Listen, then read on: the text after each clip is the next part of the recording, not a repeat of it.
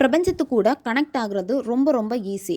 நீங்கள் எப்போ ஒரு விஷயத்தை அதிகமாக லவ் பண்ணுறீங்களோ அந்த விஷயம் நீங்கள் லவ் பண்ணுறப்பவே உங்ககிட்ட இருக்கக்கூடிய அந்த அன்பை அதிகமாக நீங்கள் கொடுக்க ஆரம்பிச்சிருவீங்க. சரியா? இதே மாதிரி தான் நீங்கள் ஒரு பர்சனுக்கு கொடுக்குற லவ்வை நீங்கள் இந்த பிரபஞ்சத்துக்கு கொடுத்து பாருங்க.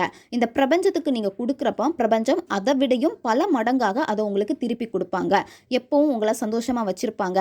உங்கள் வாழ்க்கையில் என்னென்ன நீங்கள் ஆசைப்படுறீங்களோ அந்த விஷயங்களை எல்லாமே உங்களுக்கு நடத்தி கொடுப்பாங்க. ஒரு விஷயம் உங்களுக்கு நெகட்டிவாக நடக்குது அப்படின்னா அதை உங்களுக்கு உணர்த்துவாங்க. இதை நீ பண்ணாத அப்படின்னு சொல்லிட்டு உங்கள் கூடவே ட்ராவல் பண்ணிக்கிட்டே இருப்பாங்க. இந்த 5 வார்த்தைகளை தான் நீங்கள் சொல்லணும்.